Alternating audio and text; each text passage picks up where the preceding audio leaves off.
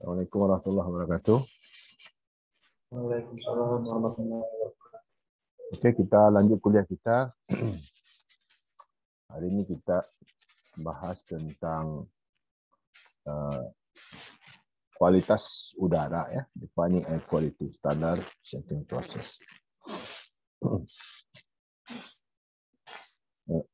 Nah, ini sebagai contoh karena bukunya orang Amerika, dia buat kualitas air udara di Amerika. Ya, air quality in the US and other nations to define through standard and setting on anthropogenic pollutant. Ya, anthropogenic pollutant. Apa itu anthropogenic pollutant itu? Contaminant associated with human activity. Semua ya pencemaran yang terkait dengan kegiatan manusia. Ada juga natural pollutant. Kalau natural pollutant itu yang muncul karena aktivitas alamiah, ya, misalnya kebakaran hutan yang terjadi secara alamiah, itu bisa menimbulkan polusi udara. Nah, katanya di awalnya early evolution there were no national air quality law. Jadi awalnya itu tidak ada undang-undang tentang kualitas udara, ya. Nah, sekarang sudah ada, ya. Yaitu mereka mulai dengan tahun 1955. Ya, 1955 sudah ada Air Pollution Control Act, Undang-Undang Pengawasan Polusi Udara tahun 1995. Okay.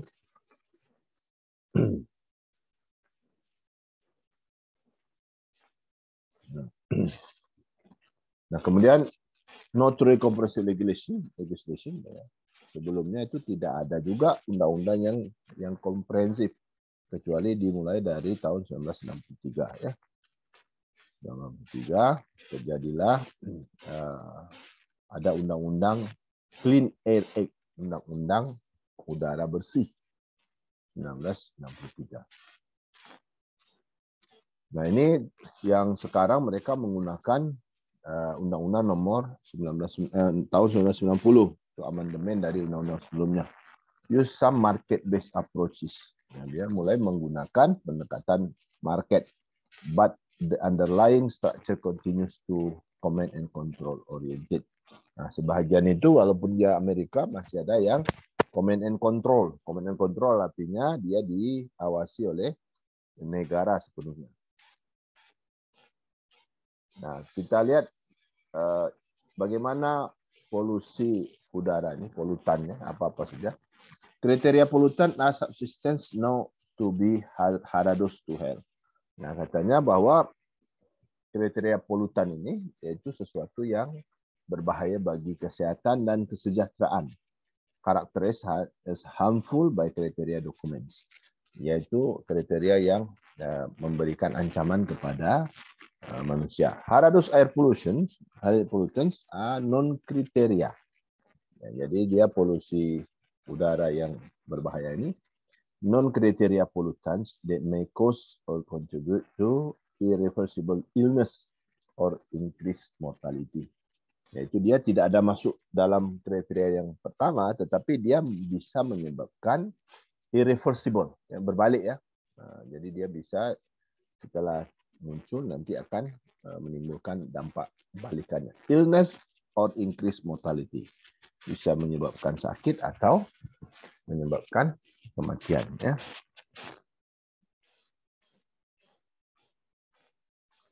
Di Amerika mereka menggunakan EPA, itu Environmental Protection Agency. Kalau kita di sini Badan Pengendalian Dampak Lingkungan, ya. Set national standard for major air pollutants to be met by potentially controllable sources, ya. Ini tujuannya untuk menentukan standar polutan yang terpenuhi dengan ambang batas tertentu. Stationary sources. Nah, dia ada dua jenisnya sumbernya itu. Ada yang stationary sources. Stationary sources ini bersifat tetap, ya, seperti apa? Pabrik, ya, building, manufacturing plant. Ya, kalau di dekat-dekat sama kita ni ada PT SAI. Ya. PT SAI itu dia bisa disebut sebagai atau masuk dalam kategori stationary sources. Ya.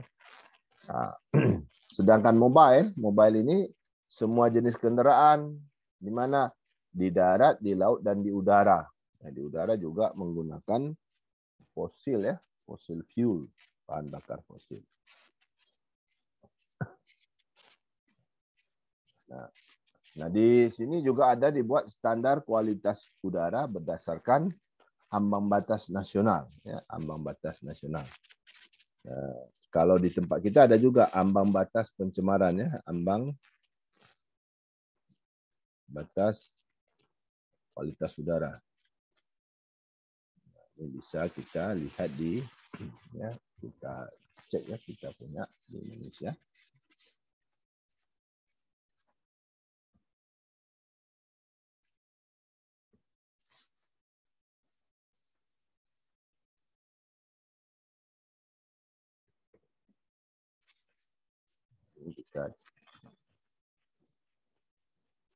Ini kita lihat ambang batasnya.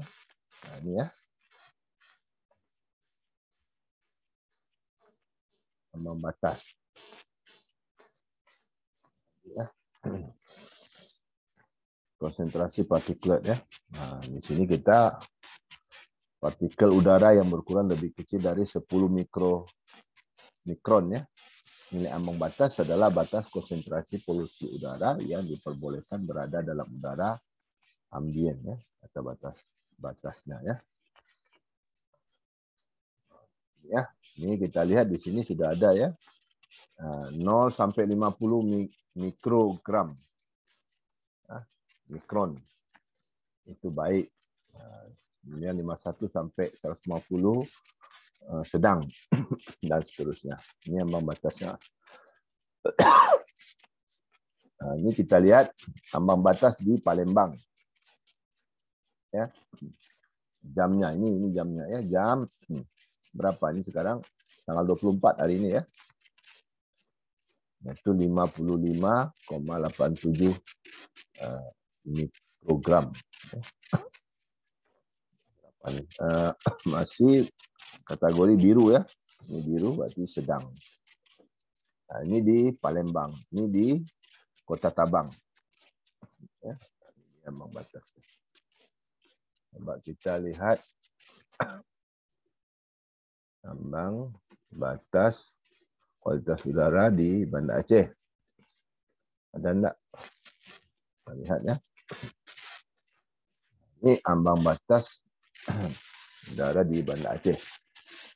Nampak?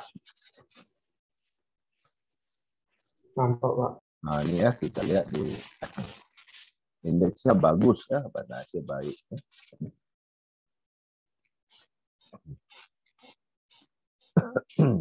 Ya, ini kita lihat PM25 6,5 mikrogram, PM10 12,5 dan seterusnya ya. Nah, ini Banda Aceh. Perakiraan cuaca. Nah, di sini tingkat polusinya Senin baik, Selasa sedang, Rabu baik, hari ini baik ya. Kita lihat Banda Aceh. Ya, alhamdulillah kita masih baik ya.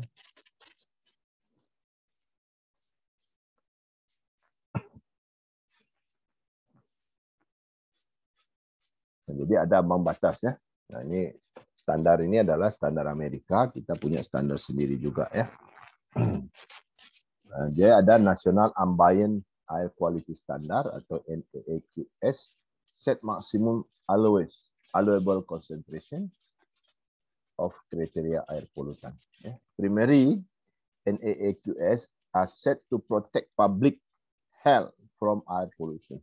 Jadi tujuannya adalah untuk melindungi kesehatan masyarakat.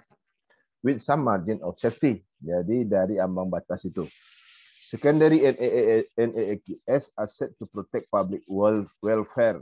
Jadi ada welfare from adverse non-health effects of air pollution. Jadi ada dampak balikan terhadap kesejahteraan. 6 kriterianya. Ini kita lihat ya. Mereka mempunyai 6 kriteria. Ya. Yang pertama adalah particular matter, ya PM10 dan PM2,5, sulfur oksida SO2, karbon monoksida CO, nitrogen dioksida NO2, troposferik ozon O3 dan lead. Lead itu apa namanya? Timah hitam ya, pelumbum Pb. National Emission Standard for Hazardous Air Pollutants. Ada NESHAP, itu adalah standar polusi nasional. Are made to protect public health and the environment and are applicable to every major source of any identifiable hazardous air pollutant. Ya. Ini ditujukan untuk melindungi kesehatan dan juga untuk melindungi lingkungan. Ya, maximum achievable control technology is the technology that achieves the reduction to be accomplished by the NESHAP. Ya, jadi itu adalah teknologi yang harus dipenuhi supaya batas ambang pencemaran ini terpenuhi.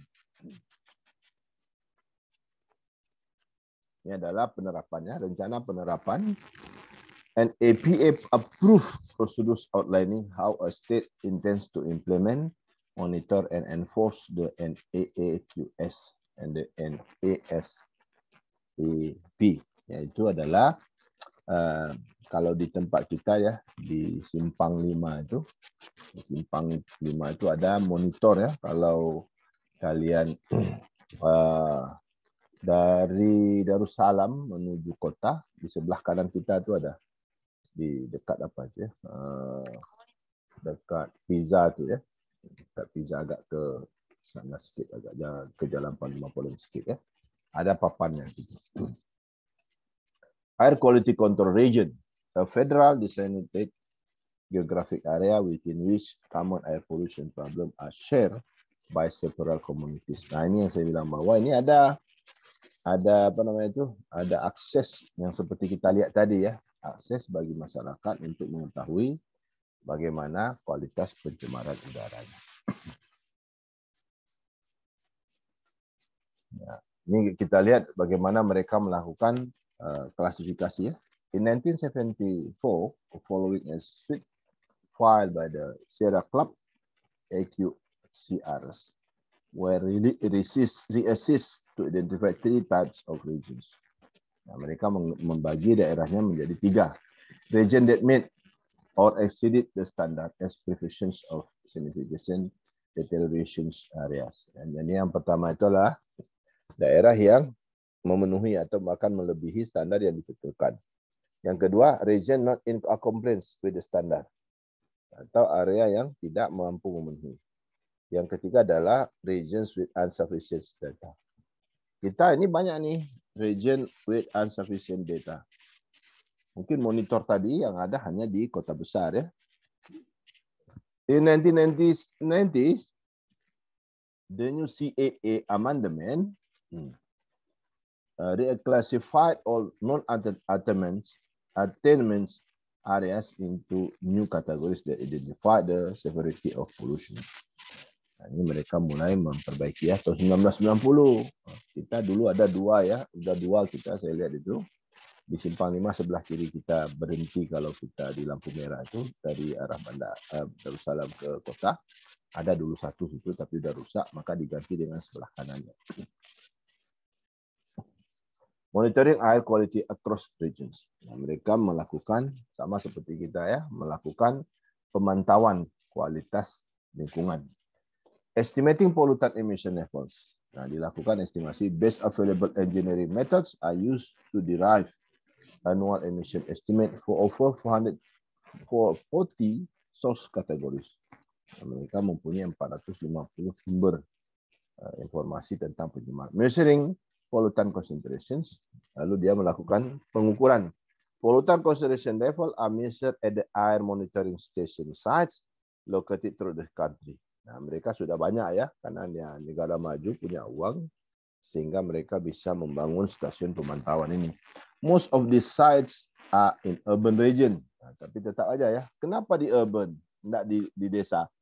Urban ya banyak kendaraan, tidak banyak apa namanya, Tidak banyak pohon, tapi di kampung banyak pohon, kurang kendaraan.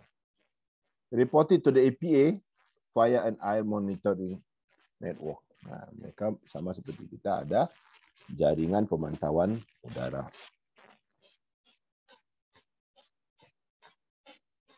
Equity criterion, bagaimana equity criterion? Ya. Environmental justice, ada keadilan lingkungan ya. In 1993, environmental justice become one of the EPA's 7 guiding principles. Nah, jadi keadilan lingkungan itu menjadi salah satu hal yang paling penting dalam program perlindungan lingkungan. Economic criterion. Nah, jadi tidak hanya equity ya, tapi juga economic. Allocative efficiency arises where marginal cost, social cost, and marginal social benefit are equal. Nah, ini ya, tetap ya. Kalau di ekonomi kita tetap MSC sama dengan MSB paling kecil tuh, atau MSB lebih besar daripada MSC paling kecil.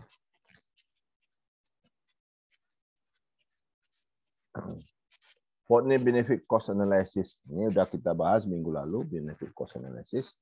For a point estimate of MSB of $14 billion and point estimate for MSC of 32 billion annually. Nah, ini lebih banyak lagi cost-nya daripada benefit. Ya, cost-nya 32 miliar dolar, sedangkan manfaatnya 14 miliar dolar. Since MSC far outweighs MSB, it might be the title to 5 of the 1990 Amendment of a Regulated Society. Ini terlalu banyak kos. Kenapa terlalu banyak kos? Kalau pencemaran tinggi, banyak orang sakit, banyak orang menjadi tidak produktif dan sebagainya. Nah, ini kita lihat ya. Nah, ini hasil penelitiannya.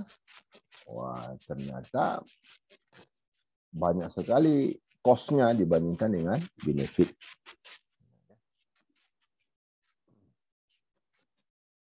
Nah, it is in its final report to the Congress, EPA estimate that the present value of net benefit associated with Title 1 through 5 of the 1990 CAA for the 1992-2010 period is 510 billion rupiah, dolar ya. Jadi sebanyak $510 dari tahun 1990 sampai 2010. Ya. EPA quantitative results recognized as based on sound method and data are considered to be controversial on the number of fronts.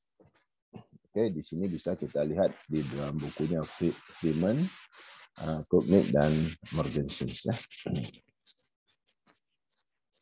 Nah, ini kelemahannya ya.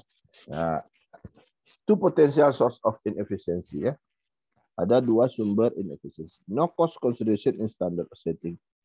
Anggapannya bahwa asumsinya tidak ada pertimbangan biaya dalam melakukan penentuan standar.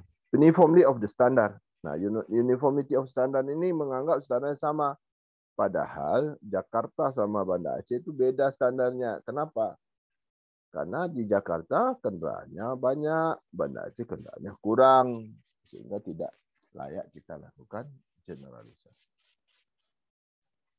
Outside of cost consideration, apa akibatnya kalau tidak ada pertimbangan ongkos? Kalau tidak ada pertimbangan ongkos, NAAQS are solely benefit based. Nah, dia hitungannya berdasarkan benefit. Economic feasibility not explicitly considered. Kelayakan ekonomi itu tidak dinyatakan secara eksplisit ya. Tidak dipertimbangkan, tidak masuk dalam perhitungan ya. Primary standard include margin of safety. Jadi ini standar utamanya memasukkan batas keamanan bagi kesehatan dan kesejahteraan masyarakat. Apa uniformity ini? NAAQS are nationally based, ignoring region cost or benefit differences. Ini akibat penyamarataan dari satu daerah ke daerah lain. Nah, ini mengabaikan ada manfaat dan biaya yang berbeda antara satu daerah dengan daerah lain. Ya. Different pollution level, access to technology, demographic, and etc. Jadi dia beda ya. Jawa dengan Sumatera, Sumatera dengan Kalimantan, Kalimantan dengan Sulawesi dan sebagainya itu berbeda. Exception is that the distinctions are allowed for the PSD areas. PSD areas face higher standard than NAAQS. Dan ada daerah-daerah tertentu yang mempunyai standar lebih tinggi. Ya. Area higher standard for PSDs efisien. Pertanyaannya, apakah daerah yang mempunyai standar PSD itu lebih efisien? Only if, jika katanya bahwa marginal social cost itu sama dengan marginal social benefit. Okay. Let's examine possible scenario that support such as an outcome. Nah, ini kita lihat ya skenario-nya. Ya, kalau kita lihat di sini ya, ini non MSC-nya, MSB-nya sama PSD. Nah, ini ya MSC-nya, marginal social cost-nya lebih tinggi nih ya daripada yang ini. Nah, untuk yang A. Di sini yang B, justru di sini marginal social cost-nya sama, marginal social benefit-nya beda sini. Beda ya. Ini lebih tinggi pada ini. Ya. Nah, yang C ini ya benefitnya tinggi, cost-nya juga tinggi. Nah, sini benefitnya rendah, cost-nya juga rendah. Jadi ada beda ya. Nah, pertanyaannya mana yang lebih visible? Apakah ada yang pilihan A, B, atau C? Ya. Nah, kalau kita mau tuh kan benefitnya banyak, ongkosnya rendah. Ya. Benefitnya banyak, ongkosnya rendah. Yang mau kita, ya kan? Banyak manfaat tapi rendah kos. Kalau banyak manfaat, rendah kos ke mana? Yang C ya. Itu lebih banyak. Panel A and B are not likely. Why? Ya. A dan B itu tidak mirip ya. MSC likely higher than MSC PSD. Panel C is possible only under a series of conditions. Ya. Nah, C itu masuk akal atau mungkin dilaksanakan dengan beberapa syarat. Ya. Suggest that higher standard in PSD areas may be justifiable on efficiency grown, but only under certain economic conditions. Katanya PSD itu bisa kita terapkan, tetapi dengan catatan tertentu mengenai keadaan ekonomi. Ya. Oke. Nah, itu bahan kita hari ini.